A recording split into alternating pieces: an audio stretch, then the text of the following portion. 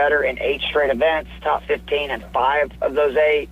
Just a ball striker, man. He's 38th on approach, 30th off the tee, 7th strokes gained tee to green. Another guy that extremely accurate off the tee, 8th in driving accuracy, and continues the theme of there's 12 par 4s. I want guys that play par 4 as well. He's 10th in par 4 scoring this year.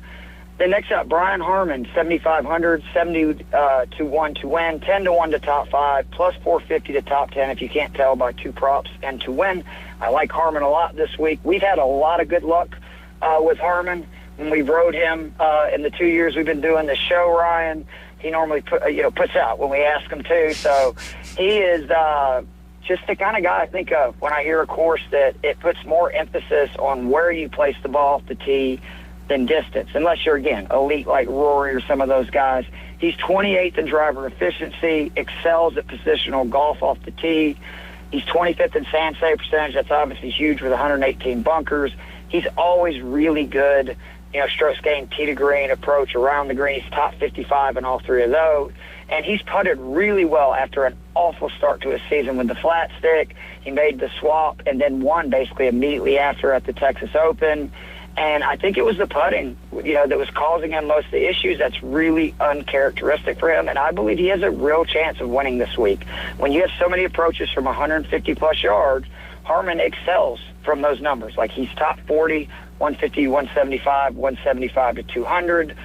Fifth guy in the lineup, Stefan Jager, 6,800. The German enters with 4 top 35s his last 6. He is another guy, great ball striker, top 45 in strokes gained approach, but also very good around the green. He's top 45 in strokes gained around the green and putting.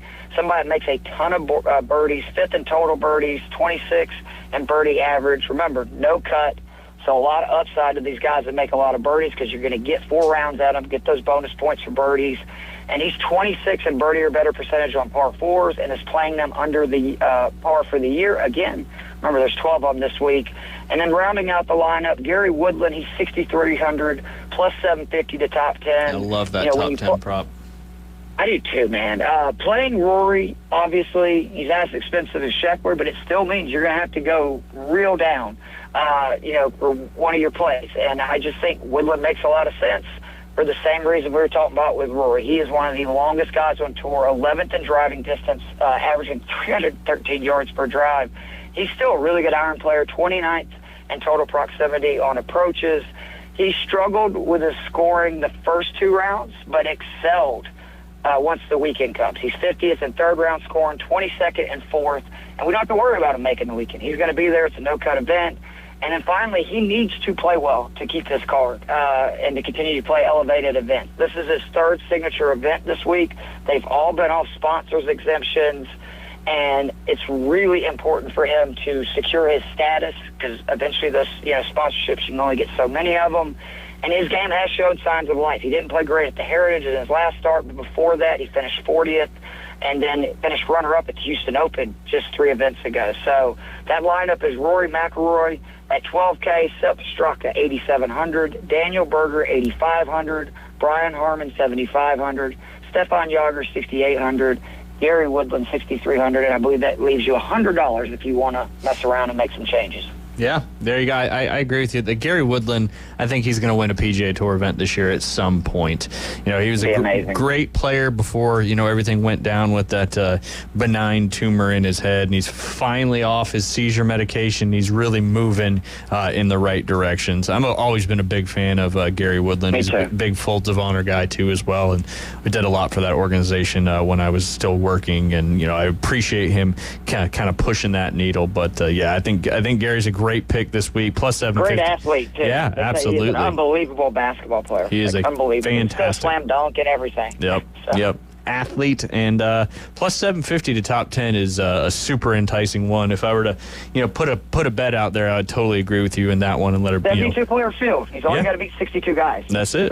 That's it. On a golf course, I think sets up very, very well for him. Yep, completely agree. And I know you've got on your Fantasy Six-Pack article, you kind of break it down with the DFS plays for your horses for courses, your best values, and then under 7K. And then, of course, you got your betting card on there as well. Any of those you want to touch on? We got about a minute left. Sure. I mean, just the best values, I feel like, this week for DFS, and a lot of these guys are not in the lineup. Justin Thomas at 10K. I think JT is the guy that could end up in that conversation of Rory Scheffler, and don't be surprised if JT's there a lot.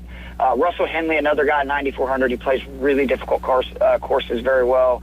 Keegan Bradley's 8,100. He is somebody who has excelled on Northeastern courses for his career, and he's playing really well, like really ball striking it.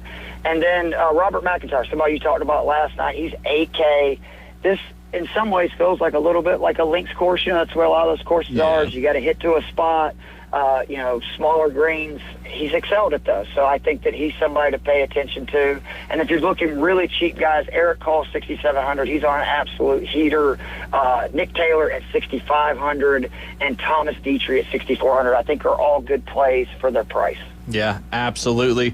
Keith, one more time before we have to part ways, where can they find all this information? And if they want to find your betting card, where can they go? So if you just go to fantasy6pack.net, and thanks to, again, Joe Bond, teaching me the ways, you can actually just go to my preview article for this event, and there's links in that article to the DFS cheat sheet, the betting cheat sheet, all that stuff is in that article. If not, you can just search it, obviously, by my name. If you just click on that when you go on fantasy6pack.net, and then you can find me at Keith Fleming on Twitter X. That's with 2 M's in the last name. And then we have started back the Fantasy Football Draft Show on Thursday nights with Stacey Perez, Kevin Tompkins, Erica Brown. We have a blast, do live fantasy drafts, best ball, dynasty, etc. And we meet every Thursdays at 9 p.m. So come check that out. That's on Fantasy and Frames YouTube channel.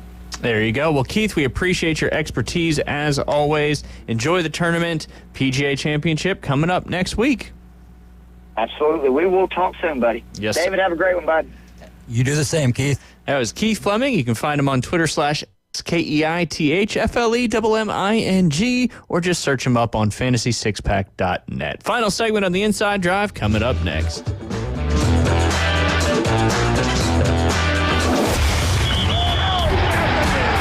Keep the game going with ESPN Northwest Florida. Just because you get out of the car doesn't mean the Sports Talk and Live play-by-play have to end. Just say, hey, Alexa, open ESPN Northwest Florida. From Michigan Avenue to the man cave, from the car to the kitchen, we've got you covered. Keep the game going. Hey, Alexa, open ESPN Northwest Florida. CBC Construction is looking for a few good men. At CBC Construction, our greatest strength lies within our talented team. Join us and be a part of a dynamic company that values its people. We offer a tremendous opportunity to create a future for your family and the Florida Panhandle. CBC Construction is now hiring. Call us at 850-740-3815 or visit cbcconstruction.com to learn more. CBC Construction. Be part of a winning team. With over 65 years of combined experience, Instant Replay Sports Cards is happy to help you take your collection to the next level. They carry all the new hobby boxes, signed memorabilia, and supplies. New and vintage cards and Pokemon. They sell and trade cards and are always looking to buy. They're an authorized source for Topps, Panini, Upper Deck, and Leaf cards. Instant Replay Sports Cards is open 7 days a week at 752 West 23rd Street, down from Academy Sports. It can always be reached at InstantReplaySportsCards.com. Are you hungry for authentic Mexican cuisine? Then come to El Rodeo Tequila Bar and Grill, where we serve up the freshest, most flavorful dishes on the beach. El Rodeo Tequila Bar and Grill, a great location, comfortable atmosphere, and happy hour from 3 to 7. Buy one, get one free, regular margaritas and 12-ounce house drafts. And you're going to love their lunch specials Monday through Friday from 11 to 3. Plus live music Wednesdays and Saturdays starting at 5:30. El Rodeo Tequila Bar and Grill, Thomas Drive across from the Navy base. And 10908 Front Beach Road. Now back to the Inside Drive, live and local from the Gulf Plus studios. Now back to the Inside Drive with Ryan Mulvey. It's alive! Look alive! We're alive! On ESPN Northwest Florida.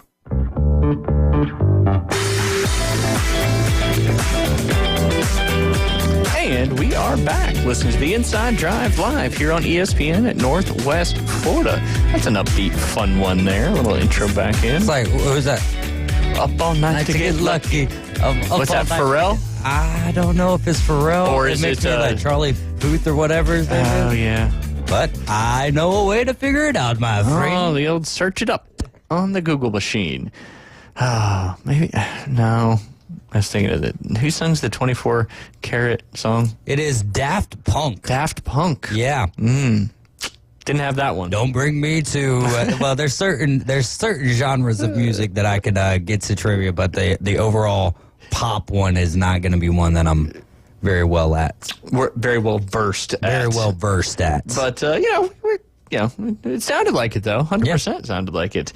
For all you football fans out there, big game coming up this afternoon, 2 p.m. Central Time. That is PSG versus Arsenal. Currently, I believe PSG is currently up 1-0 in the aggregate, and this is the second leg of the semifinal with a trip to the championship on the line. I used to know who was already in the championship because this is the second game as the two, but I know there's a lot of big-time football fans here in the Florida Panhandle, and currently PSG is plus 130, Arsenal is plus 200, and the tie in regulation is plus 250. Who you got?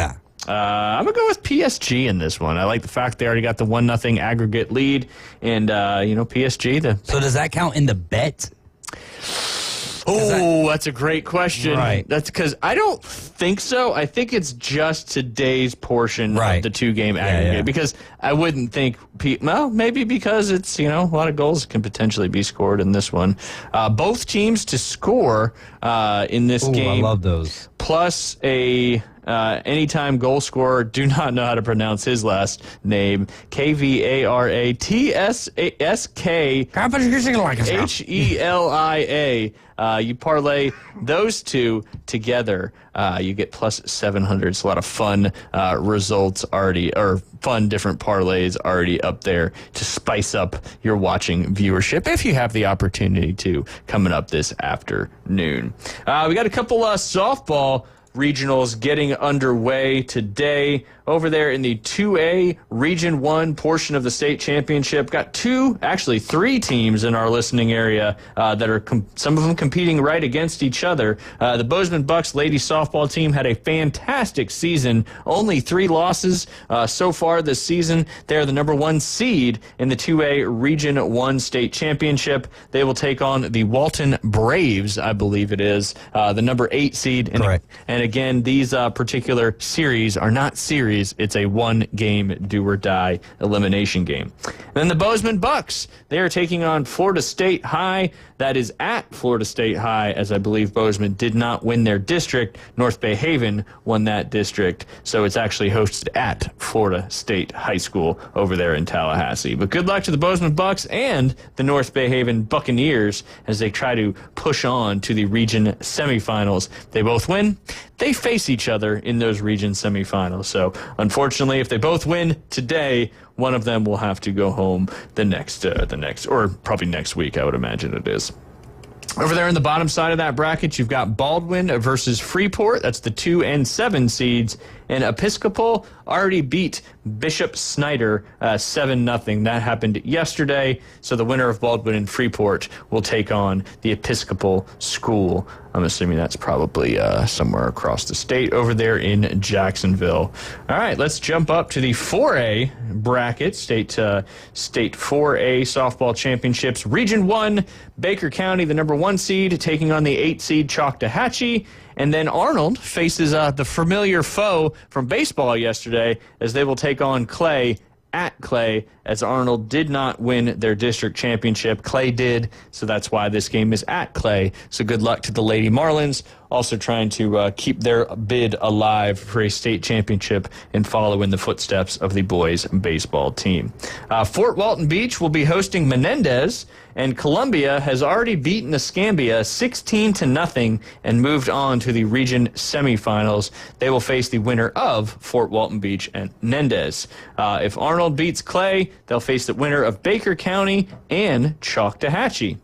That's your ladies softball action coming up this afternoon, evening, however you want to look at it, later on today, as some may say. All right, let's go. All right, David, we got several games coming up tonight on the NBA and NHL side of things. Real quick, Braves got the 2-1 win last night against the Cincinnati Reds. It was Ozuna tied the game or won the game? Ozuna won the game. Won the game. Walk-off hit.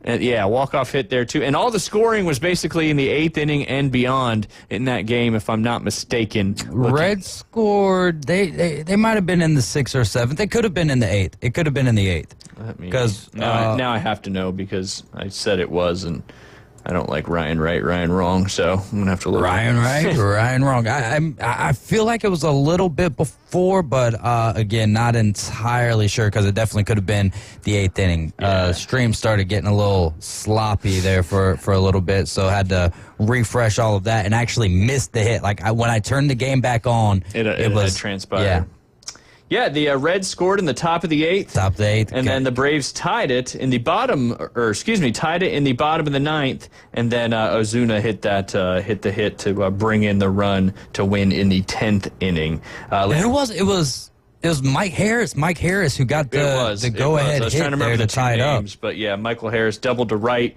Fairchild scored in the bottom of the 9th, and then Ozuna singled to left, and Verdugo scored and moved Riley to second. But it didn't really matter. And the game was over. And honestly, if Matt McClain doesn't hesitate right there, Fairchild's out at the plate. Because it was such a close play, and if he didn't have the speed that he had and did not stop his acceleration into his slide, he's out, man. He's dead to rights. It was such a close play, but hey, got it done and then found a way to get through the top of the 10th, and that was huge for the Braves. They needed that. Yes, the Braves now with the 2 wins over the Cincinnati Reds in a 4-game series. 2 more to go coming up tonight and Thursday night, both at 6:15, I believe, right here on ESPN Northwest Florida, are 1 game away from going to 500, which a lot of people thought would not be the case. But hey, that's why, like David says, it's a 162-game season. All these different runs can happen very quickly, good and bad.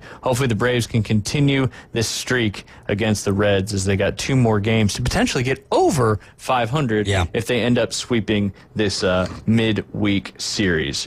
All right, let's move over to Hard Rock and talk about the games coming up tonight. In the NBA world, can the Boston Celtics bounce back and even this series up 1-1 heading to Madison Square Garden? The bookies certainly think so, as the Boston Celtics are a 10.5-point favorite at home, over under total 211.5. Yeah, the total looks appetizing right there after that first game. The 10.5 scares me a little bit because I felt for sure Boston was going to cover 8.5. Yeah. And then I think we all felt that way halfway through the third quarter, essentially, where the Boston Celtics held on to a 20-point lead and then gave it up there to the New York Knicks, who battled their tail off to get back in it. So I'm a little weary, but Boston is going to bounce back. They're not really dealing with the same injuries and stuff that the Cleveland Cavaliers are. Correct. So I think that there's no way. They shot 60 daggum threes in the first game. They made 15 of those.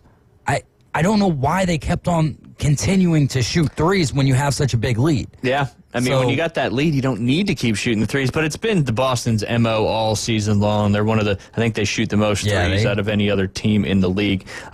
Who was it? I was listening on my way around town this morning. The Dan Patrick Show, I believe it was talking about one of the other teams had shot like 72 free throws in the first 2 games of a series. I forget which one he said it was. So it's not just the Boston, but they were like 17 of 72 or something like that. Yeah. So it's not just the Boston Celtics that made that NBA record of missed threes. A lot of these teams in modern NBA live or die by the 3. And certainly the Celtics did not. And the Knicks only won by a single point. And it's not like, it was. Well, they won by 3. It was 108-105. That's right. So single possession, though. Single possession. Yeah, absolutely. I I think I'm going to ride with Boston to blow them out tonight, man. Big bounce back. Yeah, so I'll take the 10.5, and I'll take the over as well. Okay, 211.5. Yeah, Knicks maybe, or the Celtics maybe put a big chunk of that on their own box But score. I mean, it was 108 to 105 in overtime, which is 213. But the overtime, it was tied 100, or it was tied 100-100 going into overtime. So they only scored 13 points in the overtime Right, but period. that, I mean, you needed that to get over 2 and 11. That's what I'm trying to say. Yeah. So, but that's normally the right way to go about it, right? If you're taking the favorite, you take the over. If you take the points, and a big number like that, usually if you trust that they're going to cover that, they're going to have to score a lot of points. So the over definitely looks. I mean, if the Knicks score close to 100 and the Celtics score 120, 130, you'll be right there. I'll say 118 to 108. All right, I like it. That cover 26. What'd you say? 118 to 108. That doesn't cover. You miss it by a half. 119 to 108. There you go. 119 to 108. You cover it by that half a point. That's why I asked what you said score-wise. I was like, I think that's only 10, not 10. But the line could certainly move down as it gets closer to game time. Other game we got coming up tonight. Another both spreads, and these teams both lost the first game, so I guess the bookies think they're going to be bouncing back tremendously. Oklahoma City Thunder, a 10-point favorite over the Game 1 winning Denver Nuggets. The bet I like is Jokic to get a triple-double coming up tonight. Currently plus 155 on Hard Rock, which Jokic is going to need to get a triple-double for them to win again against the Thunder. But are the Thunder going to bounce back and have a huge game? Who knows? But they're going to need to score a lot of points if you're going to hit the over in this one. So OKC is a 10-point favorite, over under 230 in that one. I'm going to go with Denver plus 10. Okay. I think OKC wins the game, but I like Denver plus 10, and then I like the under. Yeah, that's if I were to put two of them together, that's exactly what I would do as well. Denver plus 350. If you're feeling frisky and just want to take the two underdogs, you can get plus 400 on the Knicks and then plus 350 on the Denver Nuggets. That's going to give you a plus 2150, which I'd imagine if you had bet that on both of their first games, it probably would have been somewhere around that as well, and that would have been a nice little payout on a $10, $20 bet. All right, moving over to the NHL world. If I can go faster, sometimes it's right there. I don't like you said, I don't like how they have the one game. Yeah, and then you got to scroll all the way through that to get for that. No, I like the way it looked before. They did the same thing with the Panthers and the Maple Leafs. 6 p.m. tonight here in the Central Time Zone. Panthers and Maple Leafs. Guess what the spread is? 1.5. 1.5. Yeah. Guess what the over-under is? 5.5. 5.5 goals for that. Panthers, Maple Leafs, they blew out that over-under in the first one in the 5-4 victory there for the Leafs. The Panthers going to bounce back in this one. They're a 1.5-point favorite or 1.5 goal favorite on the road. Staying away from picking either one of these games tonight. I get it. I do think that Florida bounces back. To answer the question, yes, I do think Florida bounces back. Betting-wise, I'm staying away from picking either of the winners, and I'm just taking both of the overs. Ooh, I like it. Dallas and Winnipeg also 1.5, also 5.5. I think Dallas gets game one. Yeah, we'll see. Winnipeg, this is Winnipeg's the plus in this one. They're the underdog according to the spread, but plus 1.5 goals is minus 300. Yeah. You just stay away from that. Money line wise, they're both, kind of minus 115 yeah, they're both for in Dallas, the minus 105 for Winnipeg there. Yep. So if you're feeling frisky, I'd probably take the over in both, like David Hayes said. I like that. You guys have been listening to The Inside Drive. Afternoon Underdogs coming up at 4. Atlanta Braves coming up at 6:15. We'll be back tomorrow.